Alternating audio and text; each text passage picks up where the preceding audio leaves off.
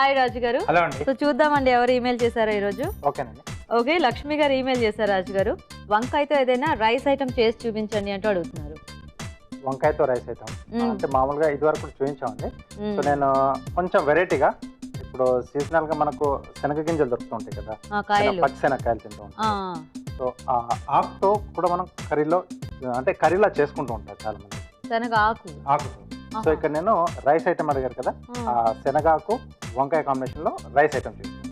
ఆ ఆకును మనం వండుకోవచ్చా? వండుకోవచ్చు. శనగాకు వంకాయ రైస్ అయిపోయి. ఓకే, మరి శనగాకు వంకాయ రైస్ కి కావాల్సిన పదార్థాలు ఏంటో ఒకసారి చూద్దాం.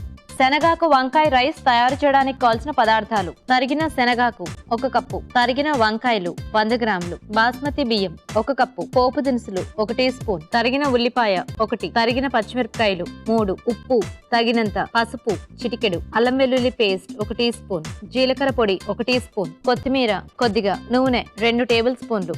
శనగాకు వంకాయ రైస్ కి కావాల్సిన పదార్థాలు చూసారు కదా. ఓకే, స్టార్ట్ చేద్దాం రాజు గారు. ఓకేనండి.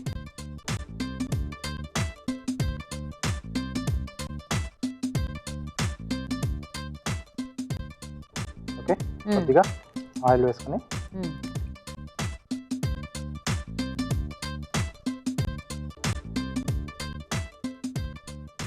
ముందుగా పోపు దినుసులు అండి. ఓకే,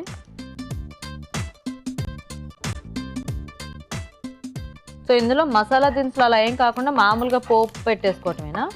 అంటే ఆ ఫ్లేవర్స్ ఏం అక్కర్లేదు? అక్కర్లేదండి. ఓకే. సో ఇక్కడ వంకాయ తర్వాత మనం ఇక్కడ శనగాకు వేస్తున్నాం కదా, సో వాటికి ఈ పోపు దినుసులో ఫ్లేవర్ సరిపోతుంది, బాగుంటుందా? ఓకే. సో దీంట్లో ఉల్లిపాయ ముక్కలు, అలాగే పచ్చిమిరపకాయలు. ఓకే, ఇంకా కారం ఓన్లీ పచ్చిమిర్చి రాజు గారు? అవునండి. కొద్దిగా అల్లం వెల్లుల్లి పేస్ట్ అండి. ఓకే. ఇప్పుడు ఈ శనగ కంటే మనకి కాయలతో పాటు అమ్ముతూ ఉంటారు కదా రాజు గారు, ఆ బయట మొక్కలు లాంటివి. అవునండి. ఆ ఆకుతో చేసేసుకోవచ్చా? సో అంటే వాటితో పాటు ఆ కాయలతో పాటుగా ఉన్నది కొంచెం ముదురు ఉంటుందండి. ఇది ఏంటంటే మనకి లేత ఆకు చిగుర్లు మనకి సెపరేట్ గా అమ్ముతూ ఉంటారు. సో ఒకవేళ ఆ కొమ్మలకు కొంచెం లేత ఆకుంటే అది తీసేసి బాగా శుభ్రంగా కడిగేసుకొని అలా వాడుకోవచ్చు. కానీ శనగాకుతో అంటే మామూలుగా ఏమైనా రెసిపీస్ చేస్తూ ఉంటారా రాజు గారు? చేస్తూ ఉంటారండి. సో అంటే ఎక్కువగా ఇవి ఏంటంటే వంకాయ కాంబినేషన్ లో, బంగాళదుంప కాంబినేషన్ లో, నాన్ వెజ్ లో కూడా నాన్ వెజ్ తో మేతి వాడినట్టుగా కొంచెం వాడుతూ ఉంటారు కొద్దిమంది. అంటే అలాంటి ఫ్లేవర్ ఇస్తుందా మనకి ఇది కూడా? అవునండి. సో ఇక్కడ మనం తరిగిన శనగాకు. ఓకే, అంటే ఇది చేదేం ఉంటుందా ఆకుకి, లేకపోతే ఎలా? చేదేం ఉండదండి, కాబట్టి మనం కొంచెం ఎక్కువ క్వాంటిటీలో యాడ్ చేసుకోవచ్చు. అంటే మెంతికి మనకి కొంచెం చేదు ఉంటుంది కదా, అది కొద్దిగా వేయగానే మనకి ఫ్లేవర్ బాగా వచ్చేస్తుంది. సో దీనికి అలా ఏం అక్కర్లేదు అనమాట. కొంచెం ఎక్కువ క్వాంటిటీలో వేసుకోవచ్చు. అయితే ఇది కొంచెం కమ్మగా ఉంటుందేమో ఆకు. అవునండి. సో ఇది కొంచెం వేగిన తర్వాత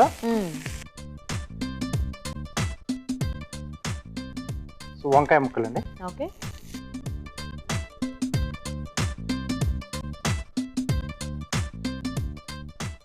మామూలుగా ఈ వంకాయ శనగకు కాంబినేషన్ లో కర్రీ కూడా చేసుకుంటారా? అవునండి. అంటే విడివిడిగా వంకాయతో బంగాళదుంపతో, లేకుంటే రెండు వంకాయ బంగాళదుంప మనం చేసుకుంటాం కదా, ఆ కాంబినేషన్ లో కూడా బాగుంటుంది. ఓకే. సో అయితే ఈ సీజన్ లో మనకి ఆకు దొరికినప్పుడు ఇలా ట్రై చేసుకోవచ్చు. అవునండి. సరిపడా ఉప్పు. ఓకే, అలాగే కొద్దిగా పసుపు అండి. సో మనకి ఇక్కడ ఈ వంకాయ ముక్కలు కొంచెం మగ్గితే సరిపోతుందండి. ఓకే. సో అదే మనకి మెయిన్, ఇంకా వంకాయ ముక్క మగ్గితే రైస్ యాడ్ చేసేసుకోవచ్చు కదా. అవునండి. మూత పెడదామా?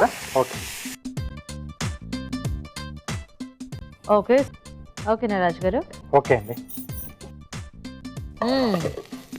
చక్కగా బాగా ఫ్రై అయింది వంకాయ అంతా కూడా. అవునండి.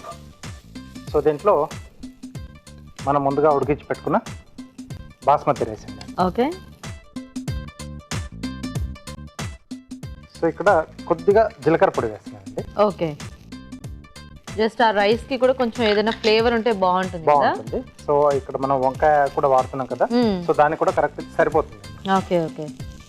ఇలాంటి రైస్ ఐటమ్స్ లోకి ఏమన్నా అంటే కర్రీస్ లాంటివి ఉంటే బాగుంటాయి రాజు గారు, లేకపోతే ఇలా ప్లెయిన్ గానే? సో ఇది డైరెక్ట్ గా తీసేసుకోవచ్చు ఇంతే ఇలాగా.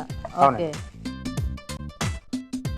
కానీ ఆ శనగాకు అది ఫ్రై అయిన తర్వాత యాక్చువల్గా మంచి ఫ్లేవర్ అనేది వస్తుంది.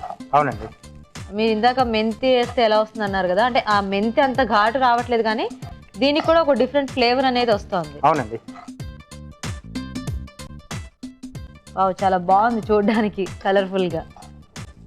బాస్మతి రైస్ చక్కగా ఇలా పొడి పొడి ఆడేలాగా ఉడికించుకుంటే మనకి అంటే రైస్ అవి ఎవరైనా గెస్ట్లు అలా వచ్చినప్పుడు కానీ లేకపోతే మనం తినేటప్పుడైనా కూడా బాగా అనిపిస్తుంది కదా, కొంచెం ముద్దగా ఫస్ట్ ఆ లుక్ అనేది బాగుండాలి. మామూలు అన్నం అయినా కూడా కొంచెం పొడి పొడి ఆడేలాగా ఉడికించుకుంటే అదైనా వేసేసుకోవచ్చేమో కదా. సో రెడీ అయిపోయిందండి.